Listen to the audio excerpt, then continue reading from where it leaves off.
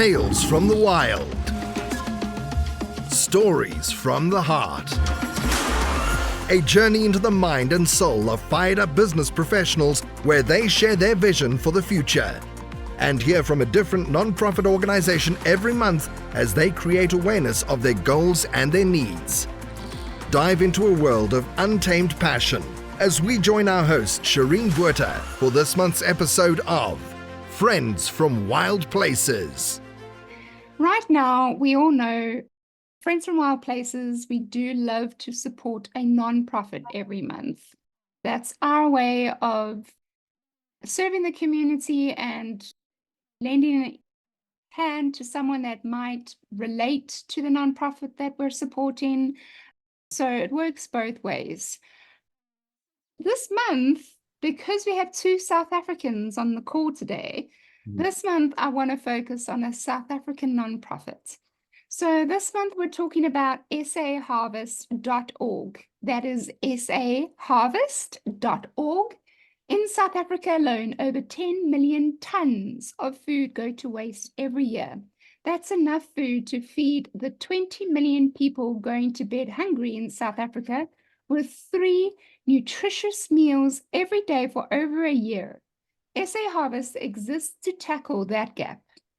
Its mission is to end hunger in South Africa by rescuing food waste and delivering it to those in need instead. Ali Khan, chief harvester at SA Harvest, says that in South Africa, 39% of the country is food insecure.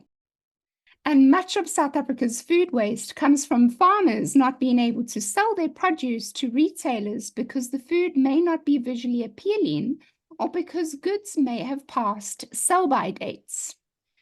By partnering with retailers and farmers, SA Harvest redirects what is nutritious, soon to be wasted food to soup kitchens in Yanga and Lavender Hills, and to nonprofits dedicated to improving people's lives, like Mercy Aids. So I just want to get a little bit of an understanding for our listeners, because we've got listeners from all parts of the world right now. So 10,000 Rand rescues and delivers 11,111 meals, which is transferred to $522.90. That's just $522.90. You can give out 11,111 meals. That is literally 90 cents in rands equals one meal. So if you donate $5, just $5, which is 96 Rand, that equals 107 meals. 107 meals. That is amazing, just with $5. So I just wanted to share that with everybody, that this is definitely going to be the month for SA Harvest. And if you have some time on your hands and you want to donate $5 to SA Harvest, please go to saharvest.org. Everything will be in the show notes. We really appreciate it. If you are living in South Africa, there's also ways to volunteer as well. So that's intelligent. It's an intelligent non-profit. That's exactly the kind of thing we should be doing. Yeah, we can solve world hunger relatively quickly. Unfortunately, it's doesn't have the political will in many cases, and that's a whole nother story.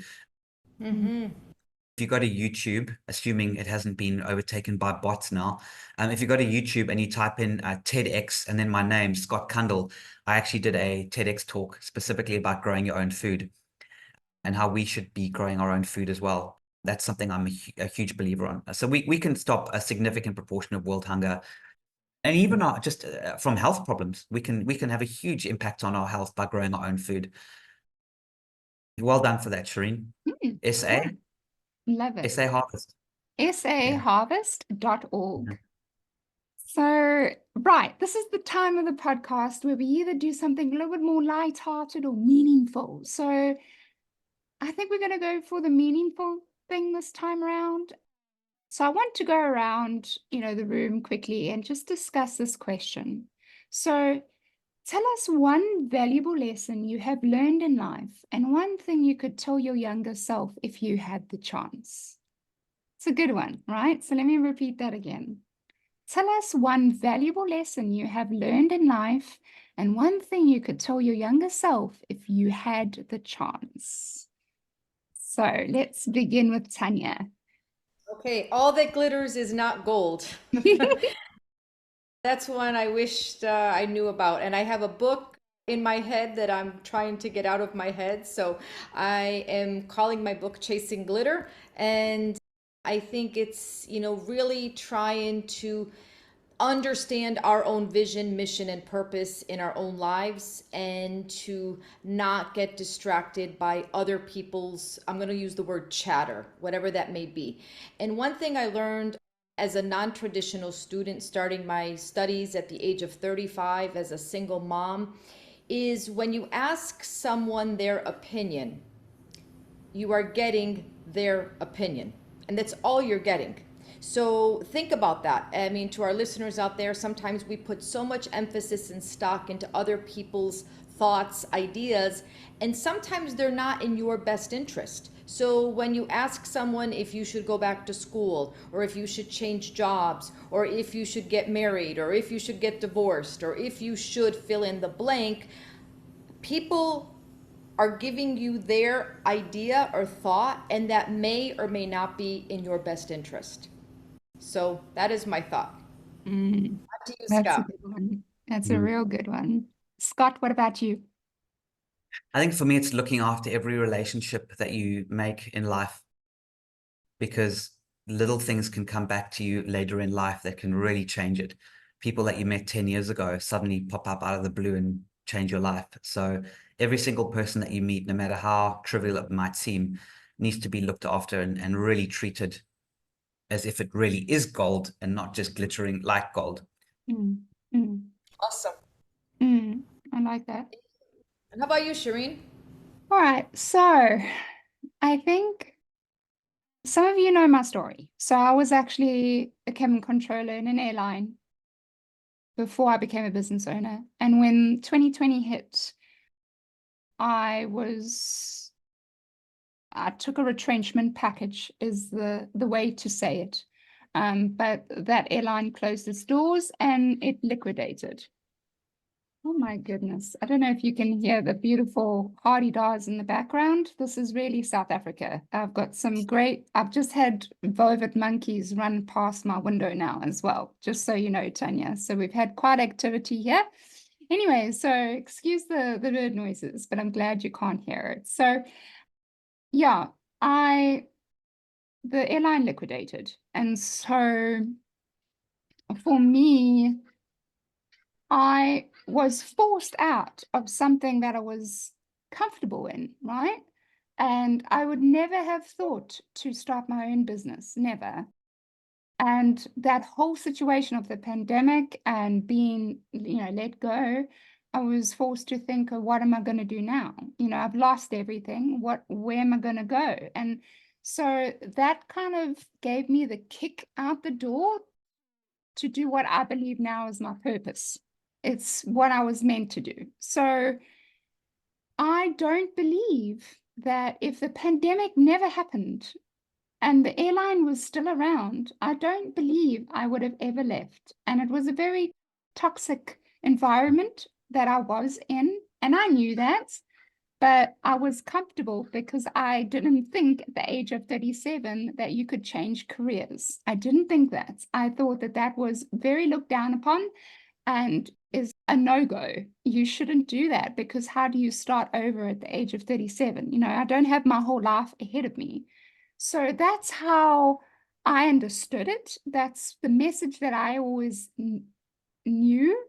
And so therefore I would never have left. So what I would tell my younger self now is absolutely you can change your career 3 or 4 times in your life.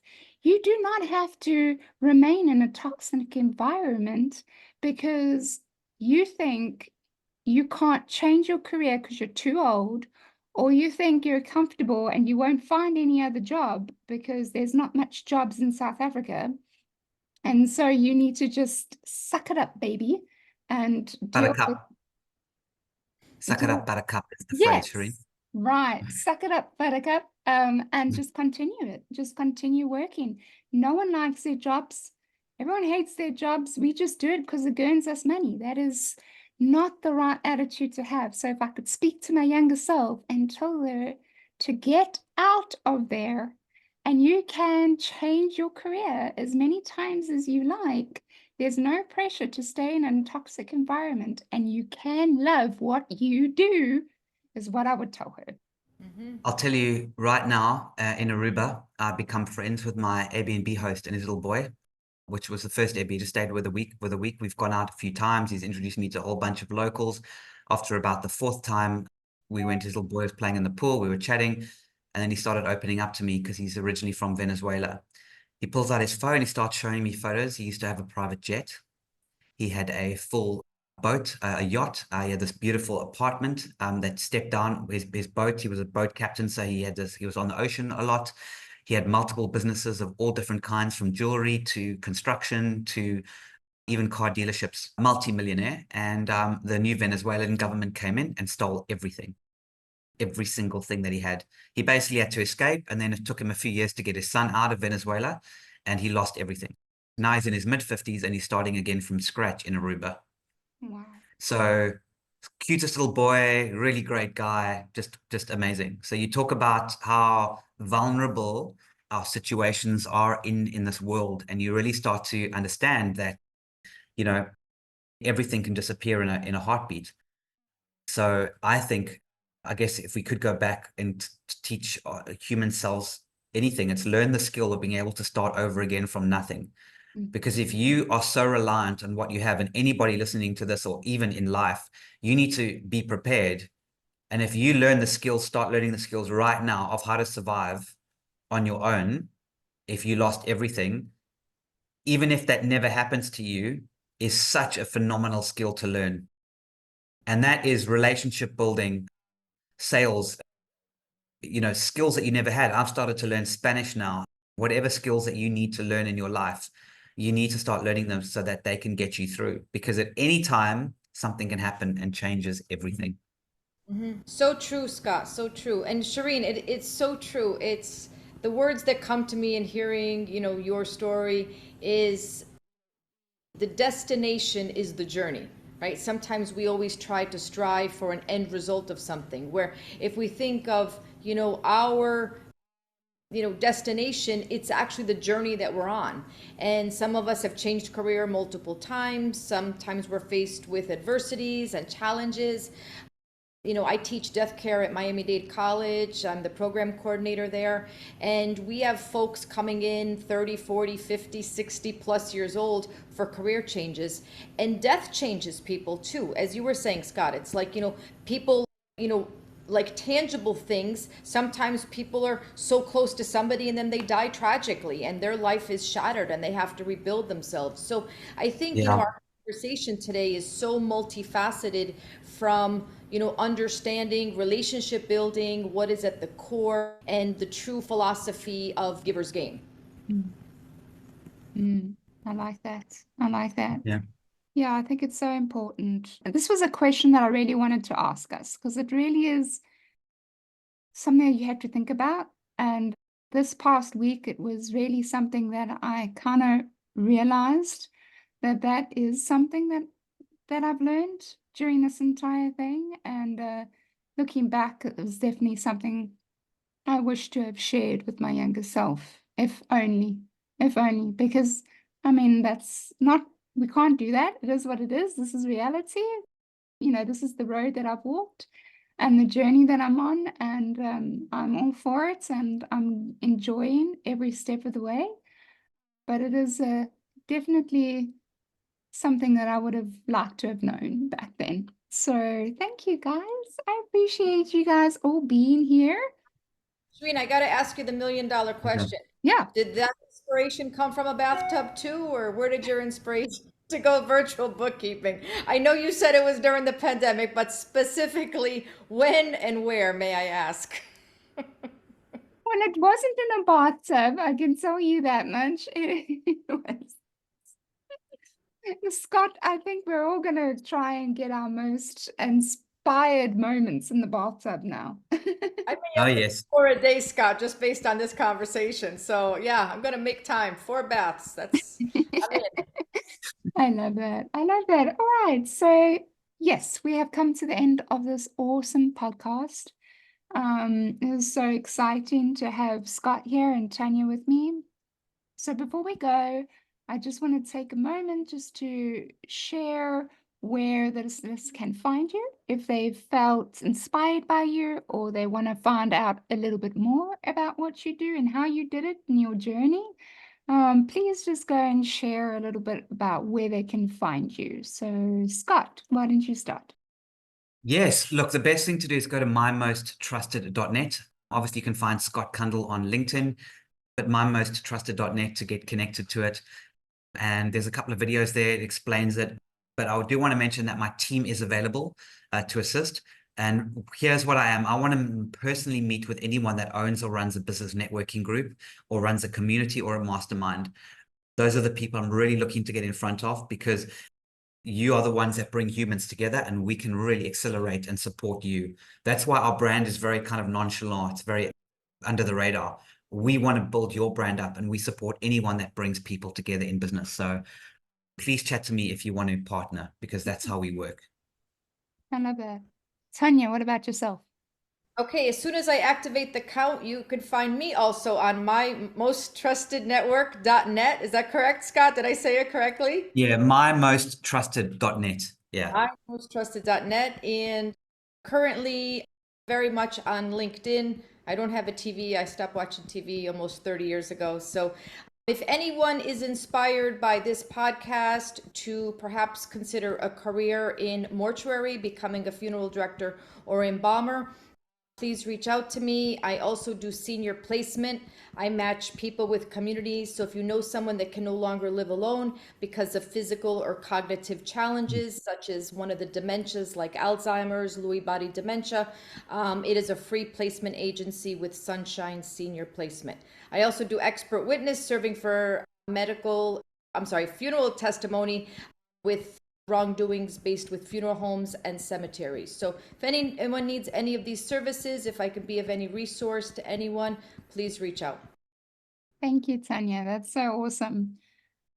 Before I finish off, Scott, I just thought of something. Did I read incorrectly? Were you a virtual assistant before this?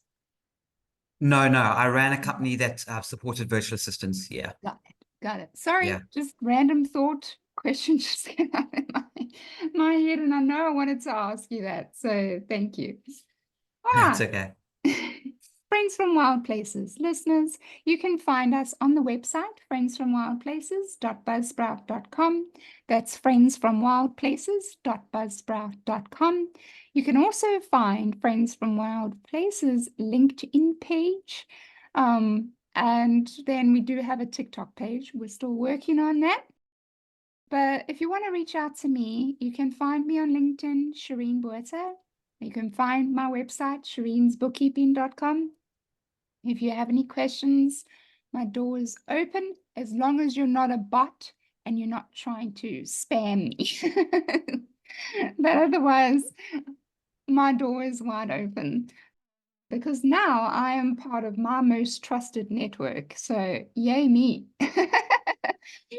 Awesome. So yeah, thank you so Fantastic. much. Thank you so much for listening, and we'll see you next time, guys. And remember, you got this, and stay wild. Bye, guys. You've been listening to Friends from Wild Places with Shireen Buerta. Be sure to subscribe to the podcast from the links to catch every episode and unleash your passion.